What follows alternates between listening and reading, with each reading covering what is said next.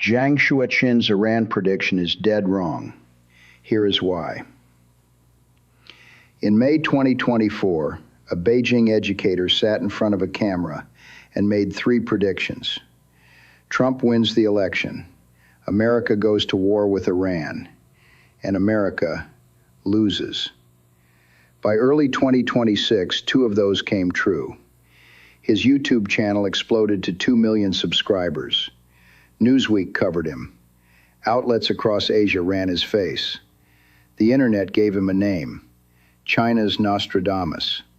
He earned the attention. But 2 out of 3 is not prophecy. It's a batting average. And the third prediction, the one his entire framework depends on, is structurally wrong. Jiang's big claim is that America will lose in Iran the way Athens lost in Sicily, the Sicilian Expedition, 415 BCE. An overconfident empire launches a massive invasion, gets bogged down, bleeds out, collapses.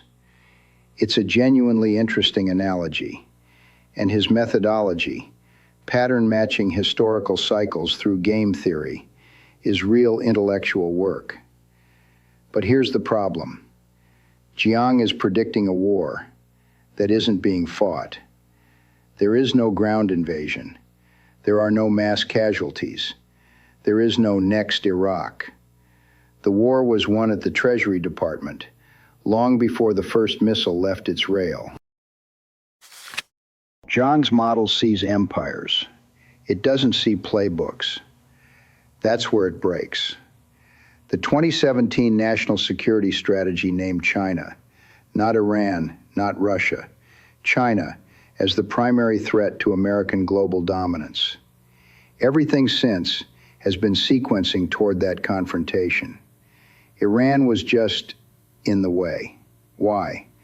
Because Iran is useful to Beijing. Iranian oil keeps Chinese industry running at below market prices. Iranian proxies keep American attention pinned in the Middle East. Iranian nuclear ambitions force permanent crisis management. Remove Iran. Free the bandwidth. Move the fight to where it was always going. At the center of this logic sits Elbridge Colby, architect of the 2018 National Defense Strategy, now Undersecretary of Defense for Policy. He turned America First into a sequencing algorithm. Europe handles Russia. The Middle East gets contained cheaply. Hard power concentrates in the Indo-Pacific. From the outside, this looks like chaos. Trump buying Greenland, berating Europeans, threatening NATO. Inside the playbook, it's the most coherent foreign policy apparatus in decades. Jiang is using a map from 2003.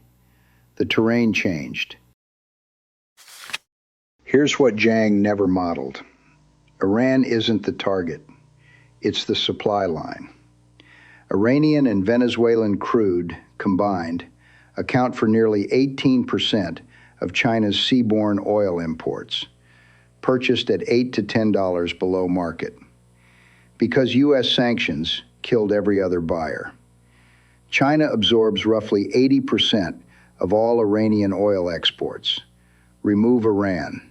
Remove Venezuela. You've quietly dismantled a fifth of China's seaborne energy supply, without firing a single shot at a Chinese asset.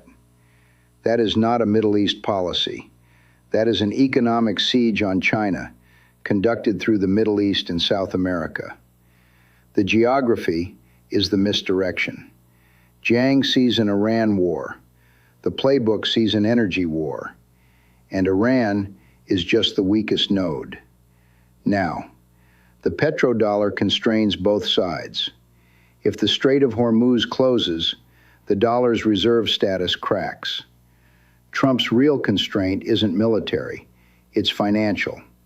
He cannot let this spiral into Gulf disruption. And that is exactly why the Sicilian Expedition analogy fails. Athens didn't have a financial system that would collapse if the war went too long. Trump does. That's not a weakness. It's a leash. And it's the leash that prevents the catastrophe Jiang predicts. This is where Jiang's prediction collapses completely. He assumes a ground invasion because that's what the historical pattern demands. But what actually happened is that Treasury Secretary Scott Bessent ran the war from a keyboard. Financial strangulation first, limited strikes second, no boots on the ground, ever. Bessent announced the campaign publicly, making Iran broke again, cut oil exports, sever dollar access, target banking infrastructure. December 2025. Ayande Bank, one of Iran's largest, collapsed. The currency cratered. Imports froze. The security apparatus couldn't make payroll. Protests erupted. By January 2026, Bessent went on television and took explicit credit. The economic conditions were engineered. The protests were the inevitable product. By the time the first strike hit Iranian nuclear infrastructure, the economy had been on life support for months. The military option wasn't the opening move. It was the closing argument. Jiang modeled a war of attrition. What happened was a leveraged buyout.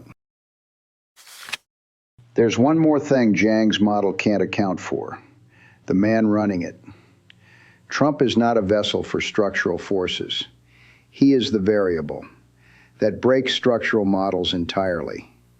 His entire political identity is built on not being George W. Bush. No Iraqs, no nation building, no coffins. His base elected the man who called neoconservatism a catastrophe. The tools he reaches for are the ones where other people carry the physical risk: proxies, air power, sanctions, financial strangulation, short bursts of force, plus economic pressure to force a deal. Venezuela proved the pattern.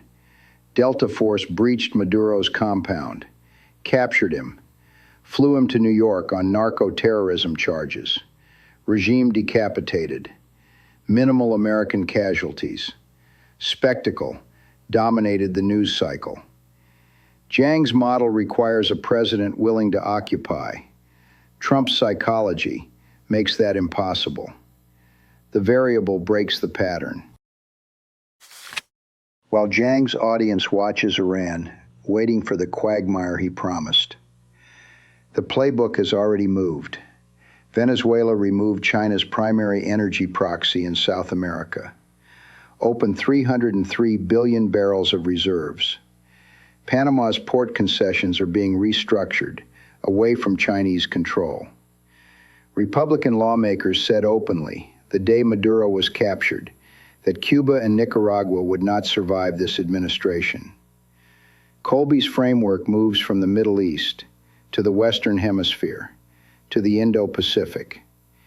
Each node removed is a Chinese dependency eliminated, a choke point secured, a distraction cleared before the main event. Jiang saw a war. It was never a war. It was a sequence. And the sequence doesn't end until it reaches Beijing. Jiang taught millions of people to look for patterns. That's valuable. But patterns without doctrine are just shapes in the fog. At Krystal 22, we build crisis and strategy simulations for exactly this kind of analysis. Wargaming the decisions before they count. For geopolitics, for business, for teams that need to see what's coming before it arrives. If you want to play the decisions, instead of just reading about them, visit Krystal22.com. And remember, history doesn't forgive the unprepared.